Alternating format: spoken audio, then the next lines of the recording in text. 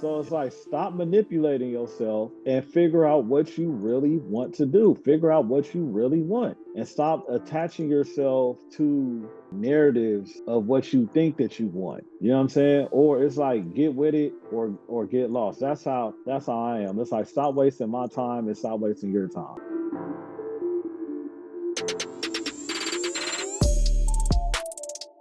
Hey everybody, what's up? Welcome back to the show. I'm Larry Davis, and this is the Growth State of Mind.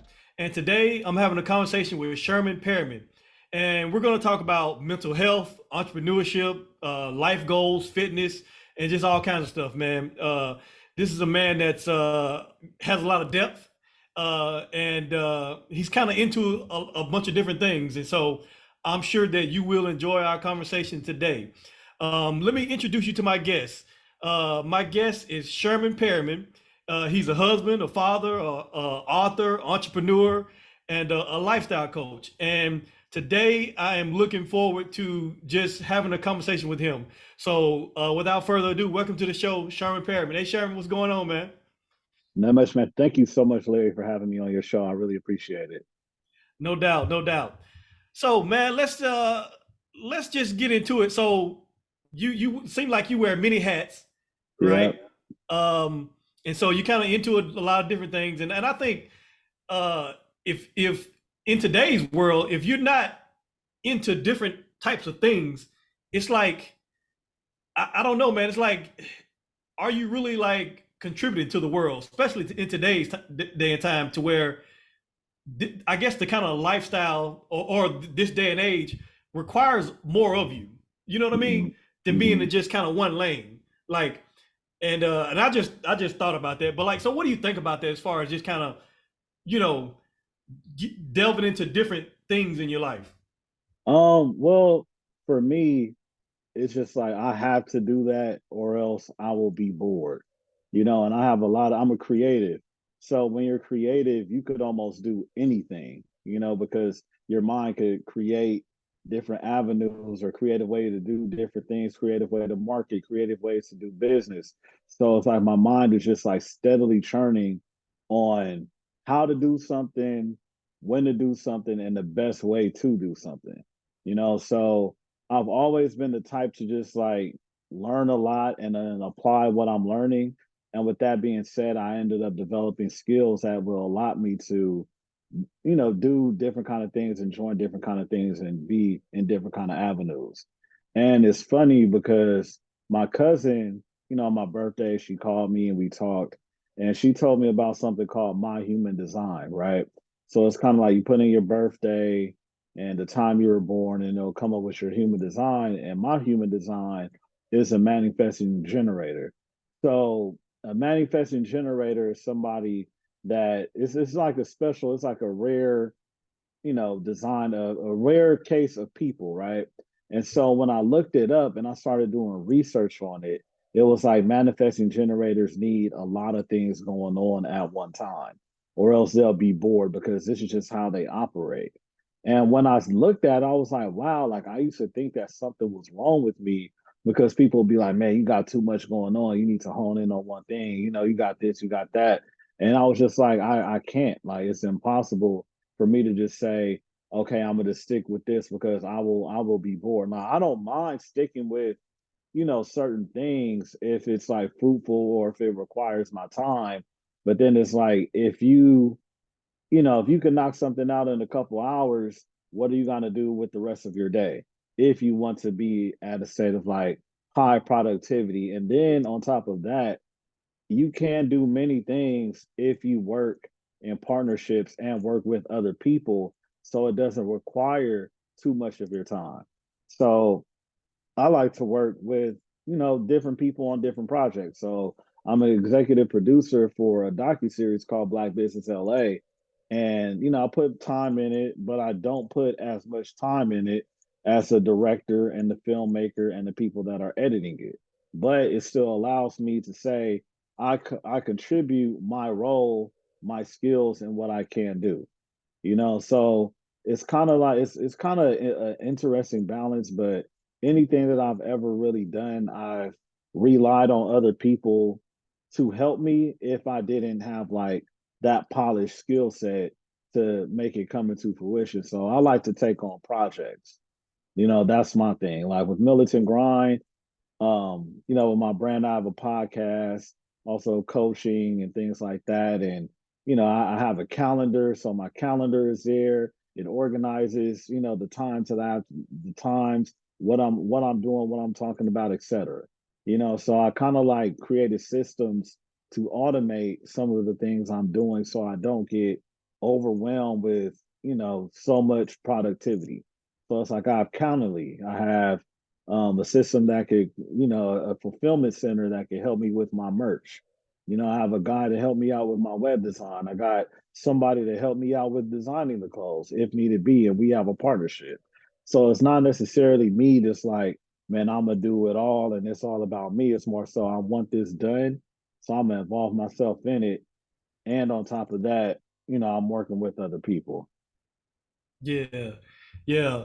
So would you say like, okay, if so let's just say if you're into a lot of different things, different Mm, interests, would you say that a person is able to, or just you yourself, would you say that those things are like completely different? Now, the things may be different, or would you say that even though they're different, there's something about me that I do that connects all these things, or there's a particular task based on my gifting or my, or you know what I'm saying, or based on who I am that I do a specific thing within that thing, even though it's something, two separate things. Like, how would you say? yeah. Would you say that these things are something that's kind of connected in some way, or they're just completely separate?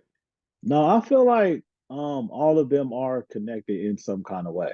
So say for me, right, even though I'm executive producing a docu-series, that comes from my background of being in finance and managing businesses and stuff like that and operations.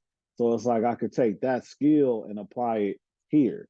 And then like say I was talking to my cousin a couple of weeks ago, and we were just talking about how our podcast is and how it's a natural flow and how we could talk to people and get things out. And I feel like he pointed out that that comes from you having a sales background. So when you have a sales background, they teach you how to communicate with people in order to get certain kind of responses out of them. So it's like it goes through the psychology of it. So I it's funny that you say that because I often tell people I don't really do a lot of things. I don't really wear too many hats. I'm really the same person that applies the same type of skill set to everything that he does. You know what I'm saying? So, but then I do design clothes, right? So, say I come up with designs for my own brand, right? But I feel like that comes from me as a kid loving to draw and loving art. Like that was one of my things. I would sit in my room and I would draw for hours. So I'm taking that skill set and then I'm creating clothes with it. I'm creating logos and things like that. So it's like I'm not really the type of person because I even tried to do different things at a time. It's like, okay, there's companies that are hiring software engineers. Let me get into coding. But my mind could not do that. It was too tough for me to do that. Even though I know I had the capabilities to learn it, it was like the way I operate wouldn't concede with that form of business because I've already built myself to be this type of person. You know what I mean? But that's just me though. I'm sure some people could, be a mechanic and be like, okay, I'll learn how to code. Like that might be for them. But for me, it's like I always had to be true to who I am, my true talents and my true skill sets. And I never really felt comfortable of bending that in order to fit into anything else, any box. Yeah, I think it all comes down to your purpose, right?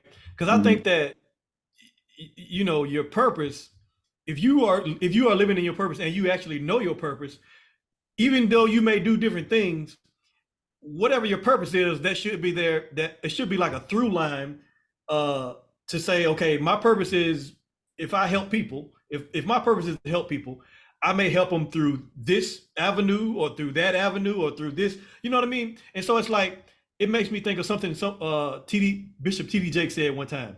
He said Hmm. that I'm a pastor. I'm an author. I'm a movie producer, entrepreneur, all these things. But he said, but all even though all those things are different things, I'm a communicator, and so I just Right. communicate through preaching. I communicate through the movies. I communicate through all these Yeah. different things, and so it just I think it comes down to purpose. And so Mhm. let me ask you, like, what would you say that your purpose is, and how do you use it throughout these different avenues? Well, it's funny what you said. So I just feel like my purpose is to connect and basically help people view the world with a certain lens and a certain perspective.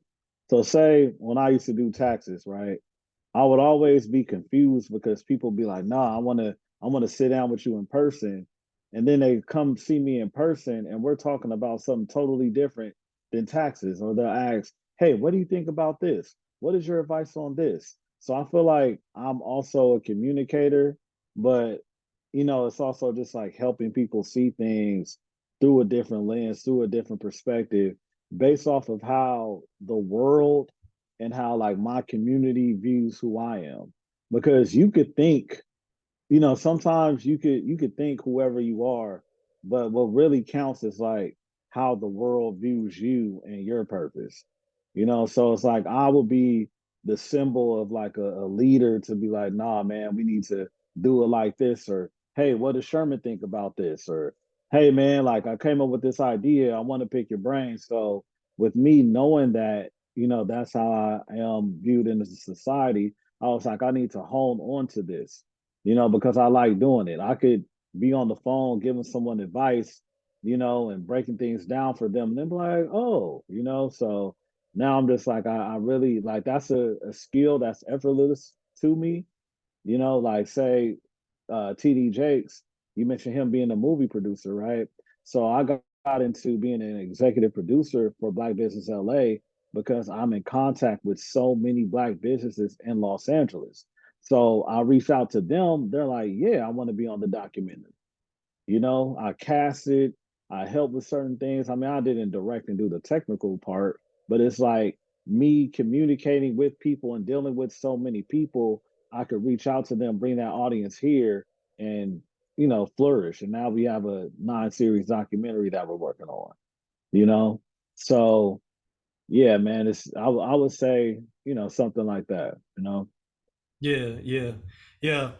Uh, and we talk about like you are doing things within your purpose, and you know what I'm saying, and you helping people and all these things. But Mhm. the I guess the sad part is so many people are not. So many people are either not living in their purpose. So many people don't even know their purpose. So many people, even people that know their purpose, they may not. Something is stopping them from actually doing it. Even something is stopping people from going after their goals or achieving their goals, or if they set a goal to, whether it be to lose weight or to have a healthy lifestyle or to earn more money, or whatever their goals are. A lot of people are not doing what they would like to do. And Mhm. so what do you think is the reason that what do you think is the thing that stops a lot of people from achieving? I would say comfort and fear because Okay. people, that when they're comfortable, it's kind of like, it's kind of like, wow, why would I break this? But then also fear of the unknown because a lot of times, a lot of people don't try to, it's not, I feel like now society will try to make it seem like it's easy for you to, do your goals, or achieve your goals and stuff like that. But in reality, it's hard work, it's discipline, it's tenacity, it's perseverance. It's like, it's tough. So I don't necessarily like ding people for not doing it, but then it's just like something has to develop in their mind to make them say, okay, I can do it. I'm going to push through. I'm not going to give up, et cetera. Because while you're trying to achieve your goals, you may be talking down on you and sabotaging yourself. And then the world is looking at you like this isn't for you, or, the negative talk you get from the world. So I feel like that causes a lot of people to not achieve or not even start. because it's like, imagine somebody like you, like, yeah, I want to be a painter, and you grew up in a society where people are construction workers or police officers and doing this and doing that, and they have never seen somebody paint and make money. Never. They cannot understand it. They don't get it, etc. Right. So then, somebody like me, I hear about it and I'm like, hell, you should do that. Man, my Basquiat sold this painting for $53 million. Yeah, that'll be great for you, man. People selling paintings and art for hundreds of thousands of dollars. You should do it. You know what I'm saying? And then it's like, Yeah. who are you gonna listen to? Right. Because at the end of the day, those people are never going to understand your path and your journey. So, like, say, oh, I got a podcast. Everybody got a podcast out now, man. Why would you do it, man? Ain't nobody going, you ain't gonna make none of that. It's like, okay. And then next thing you know, you hear about somebody else's, like Joe Budden's podcast being offered millions of dollars, Yep. or somebody else's. Like this guy told me the other day that this one podcast was charging people $5,000 to be interviewed on the podcast. 5,000 a pop. Man, that's You know what crazy. I'm saying? Yeah. Think about Joe Rogan. You think Joe Rogan is, man? No. You know what Oh I yeah. mean? But then it's like you don't have to hit millions of dollars, but like say if you profited 150 out of the year, that's pretty decent. Yeah. Yeah. But then it's like you also have the chance to grow and be like those people, but I would say it would have to be your passion and you have to be talented at it. Like you can't just see, Joe Rogan be like, man, I'm gonna start a podcast. He made $5 million. If that's not you, if you can't converse with people, if you can't carry on a conversation, if you're not like dedicated to it, if you can't pump out, like 3 or 4 shows a day, then it's probably, you probably will never get to where he's at, but you might get something. You know what Right. I'm saying? But it's like, I look at it like this. If he can make 5 million, man, what's 250,000 for me? Yeah. You Yeah. know? So it's also believing in yourself, not selling yourself short, and then just keeping the end goal in mind and knowing that you probably aren't going to understand what you're doing at the time, and the world is not going to understand what you're doing at the time. Yeah. But as long as you keep going, who knows? Because there's a lot of people that started something brand new, came up with a concept, never heard of anybody making money doing it, and then boom, they're like super wealthy. Right. They was like, man, I don't know, I just got a feeling, man. I got to keep pushing. I have no idea. You think TD Jakes, coming out of West Virginia or whatever, thought that he would ever be where he's at now? Can you imagine telling him when he started that he was gonna be where he's at, going back in time, being like, man, one day you're gonna be doing movies, you're gonna be all over the internet, you're gonna have a TV show, people gonna tune into you every. He gonna be like, what? Man, you sound crazy. Heck no, I'm not. What, man? I barely even got a congregation right now. Yeah. Yeah. What? There's no way I'm gonna have a big church in Dallas. Man, I'm out here in West Virginia. Yeah. And he was in West Virginia a long time. See, here's the thing, and it's like what you were saying earlier about people don't want to do the work because in today's social media and all of that stuff, people, we think that stuff happens overnight just because we Yeah, see something on Instagram. But people show you stuff on Instagram that's 20 years later. Like they don't right, show you year one, they show you right. year 20. And just like TD Jakes, TD Jakes was in West Virginia for like 20 years with like, you know, 10 members. You know what I mean? So it took him a long time to get to where he's at. But you know what I'm saying? But now look at him. And it's like you Right. said, people don't want to do the work, man. You Nah, know, no, they don't. But then that's what it is. It's scary to do that work. I was listening to I watched Tyler Perry's documentary, and I man, did he said, I watched that too the other yeah, night. man, think about what that brother went through. And I Man. could appreciate, even though I hate his movies, I appreciate his grind and his effort. because it was like, man, he was doing so many shows, not getting any people in the audience, but he kept it real. Like I doubted myself, etc. And now it's like he has the biggest studio in the country. Yeah. Tyler Perry, a young black man. He ain't that old. Yeah. You know what I'm saying? He ain't that old. He has Spike Lee bowing down to him. Yeah. You know what And I'm Spike Lee was saying? in the documentary talking noise before, and then now he's like, okay, all right, I see You you. I see, see. you saw that? You saw Yeah. that? And I was like, bro, there's a part in there. I'm not sure if it was shade, but the way, Spike Lee, it was like, first you was saying this, now you saying this.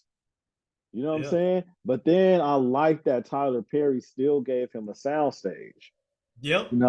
He was like, I know you were saying this stuff about me, but here, this is what I'm gonna do for you. Now Spike Lee like, me and you together, man, I that me and you together. But at first he was saying this.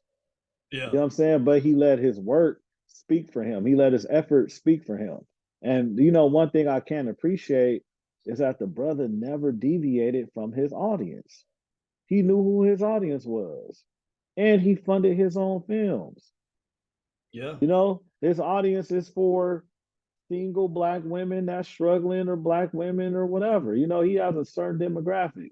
Now, me as a super militant, black man, I'm not gonna resonate with any Tyler Perry movie. Yeah. I'm just not gonna do it. It's like it's not for me, like it's not. And I used to be like, nah, but then it's like, look, man, you don't like, every movie out anyway. So it's like, why put so much uh pressure on this black man? Like there's a lot of movies and directors or series of films that you do not like. Just because Tyler Perry is making something for black women in his audience does not mean that he's a bad guy. He's just doing, what he's supposed to be doing. He Yeah. can't. I don't feel like he can make a movie about, Huey P. Newton. Yeah. Like this ain't your lane, bro. you know. Yeah. I think he basically, we can look at it like this. He picked a niche, and that's where he went. You know what I mean? Whether, Yeah. you know what I mean? But that documentary, I'm glad that you brought that up because when I was sitting there watching it, I was looking at there were so many business principles in that, and you know what I Oh mean. yeah. Like Hmm. that's what I was looking at. Like I got it all up here now. I took a mental note of all, and I might watch it again just to get Yeah. those. Is a lot of business principles in there, Oh and yeah. so that leads me to my next question. Um, uh, the business of principles is one thing, but then, like you mentioned, his he was committed to what he was doing. So, Hmm. my next question is, why do you think that people aren't disciplined? Because, like you said, a lot of people, you mentioned it earlier, like just having discipline. A lot of people aren't disciplined or committed to not, let alone achieving their goals or to anything, basically. And Hmm. so, why do you think that is? Why are people not committed or disciplined? Well, I really feel like if people aren't committed or disciplined, they probably aren't doing something that they should be doing, because it's easy for somebody to be disciplined and committed to something that they really want to do. So it's like, say we're working out, right? It's like people say, oh, I want to lose weight. Oh, I want to do the, I want to look like this. But then their actions show something different. Like they're eating ice cream, they're eating cookies, they're not working out every day, or they'll make an excuse on why they couldn't work out. Or they'll say, it's like, okay, in order to lose weight, you have to be at a caloric deficit. So you might want to jog, you might want to, lower your calories, etc. Like we all know what we have to do. But then it's like if you decide not to do it, it's not something that you really want. So stop lying to yourself. You know what I'm saying? Because it's like I guarantee you, if you said, I want a cheeseburger, you will figure out a way to get a cheeseburger. Yeah, You will figure out a way. If you say, man, I want to go to Miami for my birthday, you will figure out a way to do it. So it's yeah, like stop manipulating yourself and figure out what you really want to do. Figure out what you really want and stop attaching yourself to I would say like narratives of what you think that you want. You know what I'm saying? Or it's like get with it or get lost. That's how I am. It's like stop wasting my time and stop wasting your time.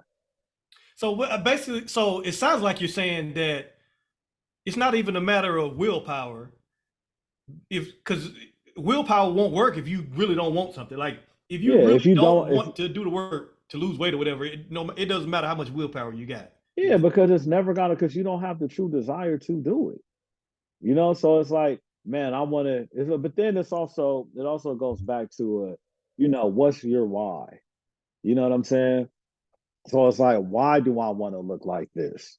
Why, how will I, but then it's all, I would tell people to, sit back and think, how would you feel if you were to feel like this? How would your life be if you were to achieve this goal? Can you imagine it? Will it be better? Will you feel better about yourself? Et cetera. So it's like if you already feel cool about yourself and you happy and whatever, it's like where's the desire gonna come from? But then if you're put in a state like say, well, my mother, she would gain like this much fat on her stomach and be like, oh, I gotta work out. But then there's something in her mind that makes her say, no, you have to look like this in order for you to be happy with yourself. For me, I can't look in the mirror and see my gut, like shoot, I'm like, oh, or like not feel my shoulders up or not feel pain or muscular, but that's just me though, because I want to define myself always as being a fit, active person. You know what I'm saying? But then I'm not going to say that you should feel that way or the next person should feel that way because it's just me. You know what I mean? So it's like, what really defines you? What's your why? How will you feel if you were to achieve this why? And then it's like, if it's something good and you feel like it'll be good for you, stop BSing and get it done. Or if it's like you're not gonna feel good about it or whatever, stop BSing and just say you don't want it. So it's like say, well, I was working out with a friend, they'll be like, man, you don't want that, you don't want it. But then it's like it was a form of, manipulating you to go harder, be like, yeah, I do. You know what I'm saying? It's like you talking to a girl and she like, you don't really want me, you don't like me. You like, baby, what? Girl, I'm in love with you. I like Mhm. everything about it, you know what I'm saying? So it's like then it's like when somebody put it in your mind that you don't want something, you start to think about all of the reasons why you do want it. You know what I'm saying? So it's like you have to think about the reasons why you do want something and then just go full steam ahead with it. Okay. I think I think a lot of people, even with entrepreneurship, a lot of people say that they want to be an entrepreneur or they want to, they want to start a business or whatever, and they really never take the steps to actually do it. And I think that is what you said is true. Like you don't want that. Like it just sounds cool. You know Yeah, what I mean? heck Because yeah. because entrepreneurship is cool, or people have made it cool these days, and so it, everybody wants to be an entrepreneur, but I think a lot of people really don't. I You know what feel I like mean? those people are freaking crazy. Like, why would you want to be an entrepreneur? Oh man, I wish that I had the makeup to work a job for 30 years. That is the most secure thing you could possibly do. You know what I'm saying? Like entrepreneurship is hard, it's a lot of pressure, it's tough, it's always worrying, it's stressful. You know what I'm saying? It's like you don't really want that. Yeah, like it's like as soon as you go into the realm of uncertainty, you might break. Mhm. Who knows? You might say, man, I don't know where my next check gonna come from. Man, I'm used to I gotta get paid every 2 weeks. You know what I'm saying? And that's okay because you're taking care of yourself. But then I also feel like you were saying, like a lot of people want to, go with the trends and be like, okay, it's like say, nowadays, women. I'm not sure how old you are, but I'm in my mid 30s, right? And so a lot of, I'm a little older than you, little. oh, you I'm okay? 42, so just Okay, yeah. So it's kind of you ain't that far.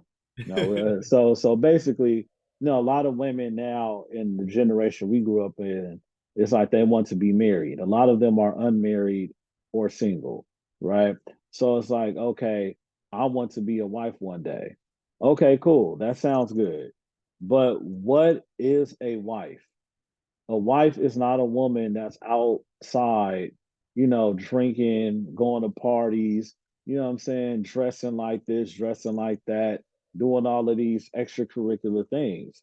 And I put this out on Instagram last week, and I got a lot of hate, a lot of hate. And I'm just like, a man does not want a woman that's traveling all the time, that's going out, that's drinking, to be his wife. That's not a wife material. No. And if you don't understand it, then I don't know what to tell. Well, I don't mean, and it's like, no, well, you're not married or you're divorced. So you're not gonna understand. No man has married you. And if Yep. you know what I'm saying? So it's like, and you're 40 something years, in your mid 30s, that's a long time. You've been an adult for 17, 18, almost 20 years. Something Right. isn't right. You know what I'm Yeah. saying? You could have got married, 18, 20 years ago. So what is it about you? Like what qualities, but those qualities basically that showcase a wife, you're not projecting into the world. So you basically can't attract that. So it's like even for men it's the same thing. Like what are some husband qualities? So one of my close friends, she told me that she broke up with a guy because she basically bought a lawnmower for her house and the guy did not offer to cut her grass. Now some people may say that that's cruel, but Mhm. as you and I know, if you're in a woman's house and that is your woman and she buys a lawnmower, you should automatically offer to cut the grass. Right. If you want to be with that woman and show her husband like qualities. Right. She should never have to take out the trash. She should never have, I mean, there's times where it gotta happen, but more Yeah. than likely, this is your job. You have to show her this. She should never have to drive a car that you're in. Yeah. Like somebody like Sherman, are you driving? Yes. And if I wasn't driving, it's because I'm tired and I can't help it, or I'm like, I want to do something else. You know what I'm saying? Other than that, 99% of the time I'm driving. Yeah. So it's like we all have to showcase these qualities for what we really want and stop playing. Like I'm not gonna attract a wife being out there at the bars, all night or whatever and partying. And I'm going out with the boys. Like, no, bro, we trying to build a foundation. We're trying to have kids one day. You're not showing me that you could be committed to a house and stay inside and, be with your family. You Yeah. know what I'm saying? No, So you're it's right like, about it. Yeah, yeah, you're right about it. Cause like you can even take it to scripture. The Bible says that he who finds a wife finds a good a thing. So good thing. you Yeah. gotta, to me, that means you already gotta be a wife. You know what I mean? So I agree with you. Yeah. Or a husband. It's like Yeah. you have to act as if. So like some women already know. They'll be like, yeah, that's the type of man you marry. That's not the type of man you marry. They have these things too. And I had one woman, one of my friends tell me like, you always been the marrying type. I was like, what, for real? But then it's like, she saw some qualities in me when I was growing up that showcased that. You know what I'm saying? But Yeah. then it's like, if I had a daughter and she was like, Daddy, I'm outside cutting the grass, and I know she got a boyfriend, that's gonna be a what? Yeah. Yeah. Huh? Yeah. Yeah. It's like this, we just keeping it real. Like, nah, that's not gonna happen. Yeah. But everybody's perspective changes when they start to think about, outside of them. It's like, what'll be best for my child? What'll be, it's like you got to think about it outside of you sometimes. And it's like, what am I doing to attract it? What I want this for somebody else? What I want this for my child? And if the answer is no, then it's like we got to change something up. And it's never too late. You know what I'm saying? It's never too late to change. You just have to be a little uncomfortable and do it. Right. Yeah. Yeah. I agree with you. I agree with you, man. Man, it's been a good conversation, man. what so uh, like like we was talking about earlier, like you were saying, you mentioned you don't know why somebody would want to be an entrepreneur when they really don't, because there's going to be some hard times. Yeah. And speaking of hard times, ta take a moment and just like some talk about some of your deepest, darkest times that you had, and like how did that affect you? Oh man, one of the deepest, darkest ones is when I got kicked out of my friend's apartment when I was in Atlanta, in my first semester at Morehouse. You know, that was tough, bro, because I had nowhere to go. But then it was like I kind of thank God that I had a hustle going on where I was selling sidekicks, the T-Mobile sidekicks on the side, and I was just stacking my money. I was just saving, you know what I'm saying? All of the money that I had, and I ended up just going to a motel, like an old broke down motel around the corner, and I was staying there weekly. So that was my place, the hotel, and I was paying the weekly fee to stay there, and it was tough, man, because I was in school, I'd have nowhere to go. It was a lot of uncertainty. It was dark, man. I ended up not doing good in school. My grades went down, all of that. Yeah, that's pretty Yeah. tough, man. Yeah, it was super tough, asking for help back home. And they're like, I don't care, go live in your car. But I could, bro, it's like life of entrepreneur, you got plenty of dark times, especially if you was born in the 80s. Like we could go and then fast forward to then the 2008, economic crash when there was no opportunities. And I was Mhm. surviving off of $20 a week. This lady hired me to tutor her son for 1 hour a week in math, right? And I would tutor her son, get that $20, and I would go to Louisiana Fried Chicken and buy the $5 meal, which is like four pieces of chicken, fries, and a drink for $5. And I would eat that probably like every day. And it's just crazy because now I'm like, I was really looking forward to 20. Now I'll lose $20 and not even care. Yeah. But back then I was like, man, and I was 23, 24, but it was just like everything was dry. Was no opportunities. Everybody was looking for an opportunity, looking for something to do. But then with that birth, like a hunger to like really handle my business and really be self-sufficient because I couldn't really depend on anybody else to feed me. So it's like when I have a task, or some or a goal, I have like a killer instinct or a force behind me that's like boom, and people are like, wow, man, you just started this and look at it. Like, look, wow. It's like, yeah, because I put so much energy and focus into whatever I'm doing because it's like do or die for me. I was put in situations where it was like, okay, my first child is born. I just got laid off from working at Wells Fargo. What do I do to feed my child? And so I was just like, man, I gotta go back to entrepreneurship and hustling, because it's bad, man. It's like a lot of people, they'll get a job where, say, you worked up to a company and you're making 200,000 a year, right? But if that company decides to cut you out, how are you gonna find another career or business that'll pay you that same amount of money? You probably won't. They'll probably be like, nah, usually we pay that salary like 120 or 100 or 90.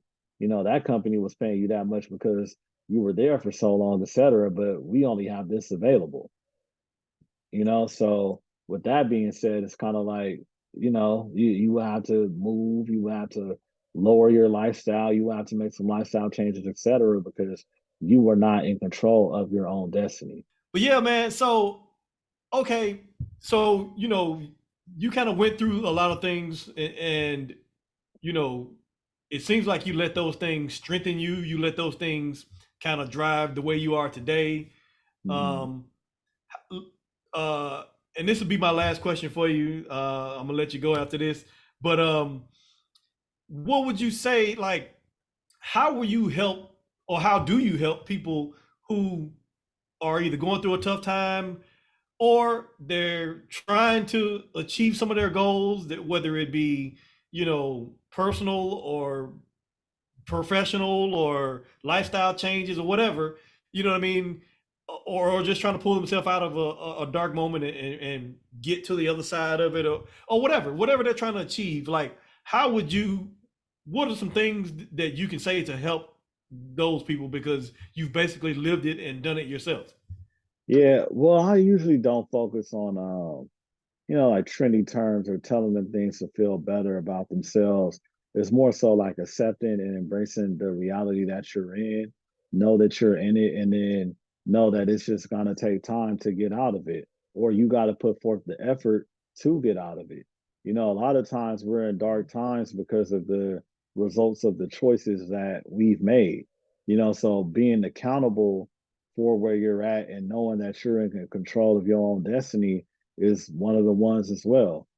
So if it's like, man, I'm stressed out, this job or this or this that, it's just like, okay, that sounds good. Now what you could do is pick up another skill instead of sitting over here moping about whatever you're going through. Pick up another skill, sit down, to put some hours in, and get a certificate or whatever you need to do and get another career.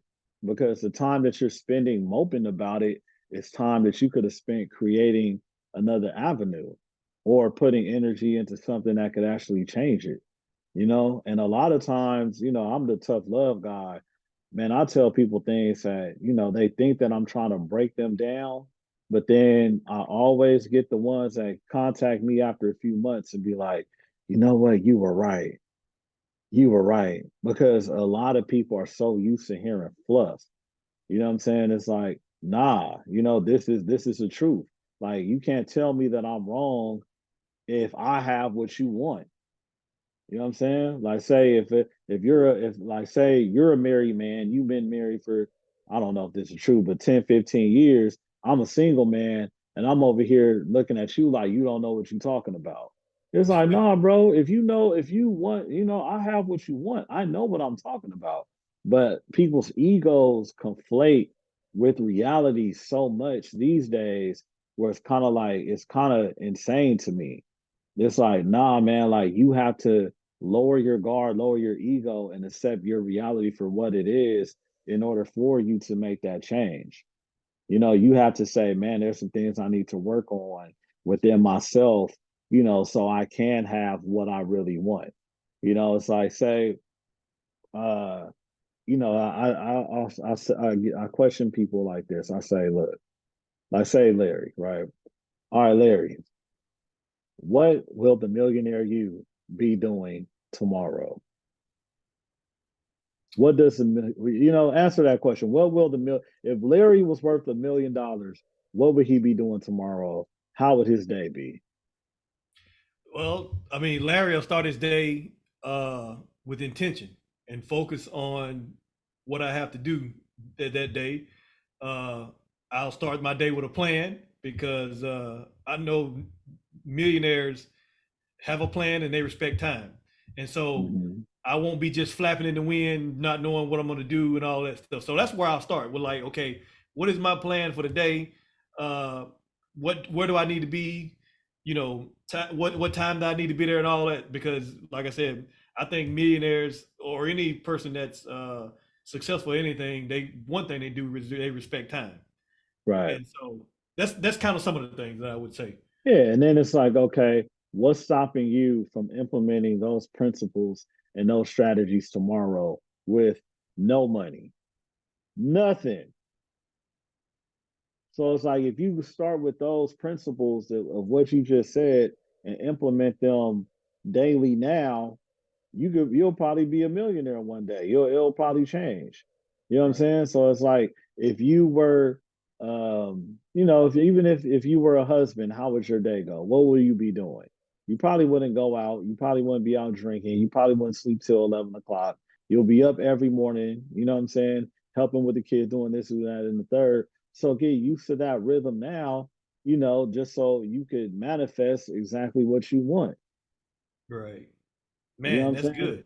Yeah. Yeah, so it's like it just makes perfect sense that way because In sales, we tell people to act as if you're the man. If you're not the man, act as if you are. Act as if you're this. Act as if you are who you think you are or who you say you are. You know what I'm saying? Because I Yeah. can't be like, there's people out there, man, that's like, I've noticed that you could be broke, like, no money, no nothing, and you could go somewhere and end up talking with somebody that's a multimillionaire and they want to connect with you and be your friend because they see something in you. But in the back of your mind, you're like, man, I'm not worthy. I don't have any money.